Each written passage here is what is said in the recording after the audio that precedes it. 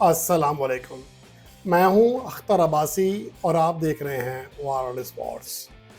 World championship of legends में इमरान नज़ीर, मोहम्मद हफीज़ और शोएब मलिक की शमूलियत क्यों ज़रूरी है, इसके हवाले से क्या इतलात हैं और पाकिस्तान के स्क्वाड में क्या चेंजिंग्स हो सकती हैं, इसके ऊपर बात करते हैं। और उसके अलावा ग्रेग ब्रेथवेट, जो कि वेस्ट इंडीज़ के ओपनिंग बल्लेबाज हैं, आज एक नई तारीख रकम कर सकते हैं और उसके ऊपर भी बात करेंगे।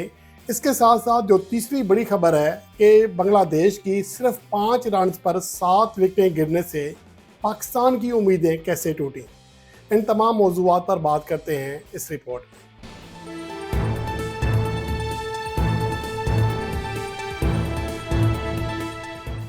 वर्ल्ड चैम्पियनशिप ऑफ लेजेंड्स, जिसका दूसरा सीज़न आज से सिर्फ 15 दिन के बाद इंग्लैंड की सरजमीन के 3 मुख्तलिफ ग्राउंड पर शुरू होने जा रहा है, इसके हवाले से अब ये इतलात हैं कि तमाम जो टीमें हैं उनके स्क्वाड लगभग फाइनलाइज हो चुके हैं और वर्ल्ड चैम्पियनशिप ऑफ लेजेंड्स यानी कि WCL की जो वेबसाइट है उसके ऊपर ये स्क्वाड मौजूद है।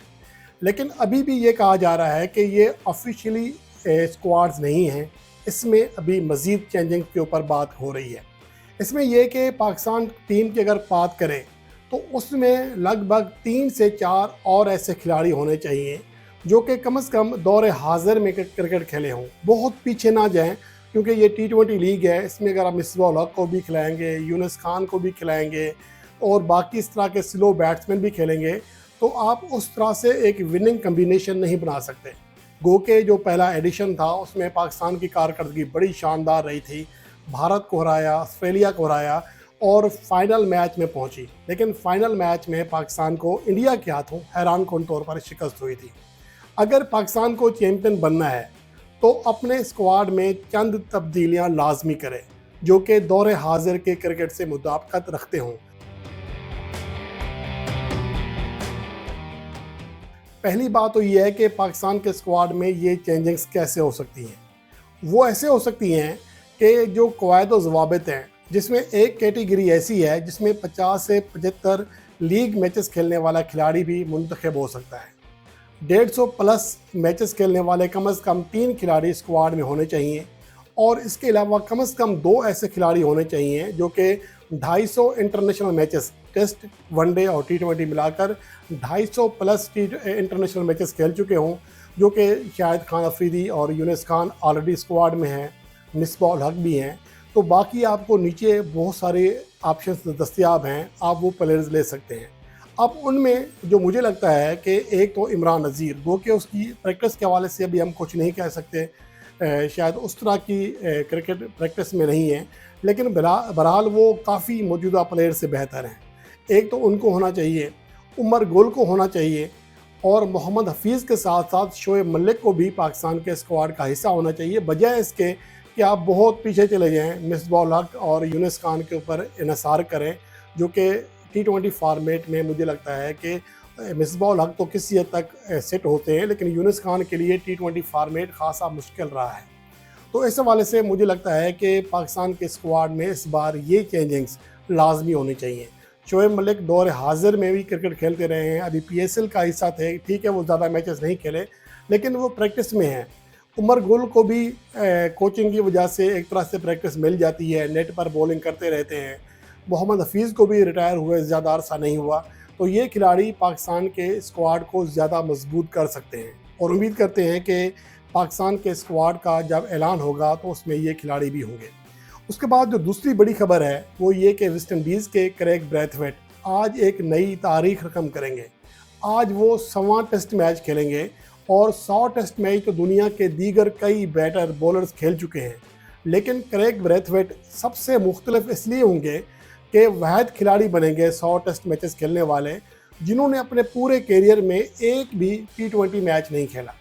सिर्फ इंटरनेशनल मैच की बात नहीं कर रहा, T20 फॉर्मेट का कोई भी मैच, चाहे वो लीग मैच हो चाहे डोमेस्टिक मैच हो, कभी भी वो T20 क्रिकेट खेले ही नहीं है। तो ये दुनिया के पहले खिलाड़ी बनेंगे जो कि 100 टेस्ट मैच खेल जाएंगे बगैर कोई T20 मैच खेले।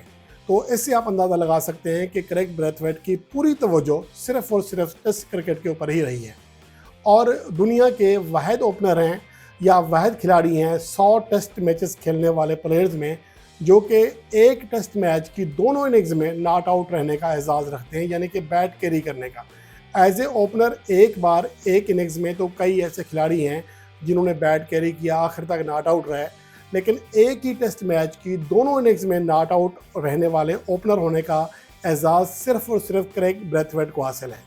तो वो खिलाड़ी आज अपने कैरियर का 100वां टेस्ट मैच खेलने जा रहा है, जो कि आज वेस्ट इंडीज़ और ऑस्ट्रेलिया के दरमियान खेला जाएगा।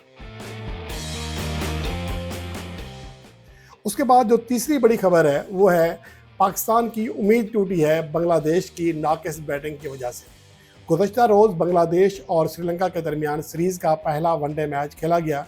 इस मैच में श्रीलंकन टीम 245 रन कर सकी, हालांकि उनके कैप्टन ने सेंचुरी भी की, और जवाब में बांग्लादेश ने शानदार खेल पेश किया और एक मौका पर 100 रन पर सिर्फ एक विकेट गिरी हुई थी और मज़ीद 145 रन दरकार थे, जो कि बिल्कुल आसान टारगेट दिखाई दे रहा था बांग्लादेश के लिए। लेकिन उसके बाद यकायक सूरत हाल बदली और जब टीम का स्कोर 105 रन तक पहुंचा तो बांग्लादेश की 8 विकेटें गिर चुकी थी, यानी कि 100 से 105 रन तक, यानी कि 5 रन के इजाफे पर 7 विकेटें बांग्लादेश की गिरी, जिसकी वजह से पाकिस्तान की उम्मीद इसलिए टूटी कि अगर बांग्लादेश की टीम ये मैच जीत जाती तो पाकिस्तान की वनडे रैंकिंग में तरक्की हो जाती। पाकिस्तान क्रिकेट टीम 5वें से 4थे नंबर पर आ जाती, क्योंकि मौजूदा वक्त में आईसीसी वनडे रैंकिंग में श्रीलंका और पाकिस्तान दोनों के जो रेटिंग पॉइंट्स हैं वो बराबर हैं। दोनों टीमों के पास 104 पॉइंट्स हैं, लेकिन इशारियाती फ़र्क की वजह से श्रीलंका आगे है। श्रीलंका इस सीरीज़ का एक मैच भी हार गई तो वो अपनी चौथी पोजीशन गंवा बैठेगी और पाकिस्तान ऊपर आ जाएगा। अब देखना ये है कि आखिरी 2 वनडे मैचेस में बांग्लादेश की कारकर्दगी कैसी रहती है।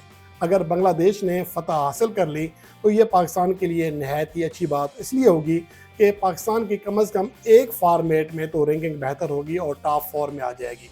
उसके बाद पाकिस्तान की जो अगली सीरीज़ है, फ़िलहाल तो वेस्ट इंडीज़ के साथ वनडे मैचेस हैं जिनका शेड्यूल भी वेस्ट इंडीज़ क्रिकेट बोर्ड जारी कर चुका है, लेकिन इस हवाले से अबाम इसलिए है कि अभी तक ये बात कन्फर्म नहीं हुई है कि वनडे मैचेस ख़त्म करके 6 T20 मैचेस की सीरीज़ खेली जाएगी, क्योंकि वेस्ट इंडीज़ ने अभी तक इस हवाले से पाकिस्तान क्रिकेट बोर्ड की इस पेशकश का जवाब ही नहीं दिया और ना ही मुतबादिल शेड्यूल जारी किया है।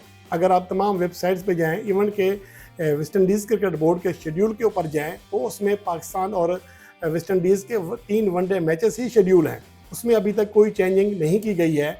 तो इसका मतलब ये है कि शायद वेस्ट इंडीज़ क्रिकेट बोर्ड अभी भी यही सोच रहा है कि वनडे मैचेस ज़्यादा ज़रूरी हैं। उसकी एक वजह यह है कि पाकिस्तान से पहले वो ऑस्ट्रेलियावी टीम के साथ 5 T20 मैचेस खेल चुके होंगे, फिर पाकिस्तान के साथ भी 3 T20 मैचेस खेलेंगे, यानी कि 8 T20 मैचेस वो ऑलरेडी खेल रहे होंगे। उनका T20 कम्बिनेशन पूरी तरह टेस्ट हो चुका होगा, तो वो चाह रहे होंगे कि वनडे फार्मेट को भी साथ रखा जाए, क्योंकि आगे उनकी वनडे फार्मेट में ही ज़्यादा मसाइल उनको आते हैं, क्योंकि गुज़श्ता 2 इवेंट्स बड़े जो गुजरे हैं उनमें वेस्ट इंडीज़ की टीम वनडे फार्मेट में क्वालिफाई ही नहीं कर सकी। हत्ता कि वर्ल्ड कप 2023 में वेस्ट इंडीज़ की टीम नहीं थी, आईसीसी चैंपियंस ट्रॉफी 2017 में नहीं थी, आईसीसी चैंपियंस ट्रॉफी 2025 में नहीं थी। तो इसलिए वेस्ट इंडीज़ को वनडे फार्मेट में अपना कम्बिनेशन, अपनी टीम ज़्यादा बेहतर करने की तो ज़रूरत है। तो इसी वजह से शायद वो यही चाह रहे हैं कि T20 के साथ साथ 3 वनडे मैचेस की सीरीज़ भी पाकिस्तान के साथ खेली जाए। अगर ये सीरीज़ होती है तो फिर पाकिस्तान के लिए मौका होगा कि वेस्ट इंडीज़ को हराकर अपनी वनडे रैंकिंग भी बेहतर बना ले।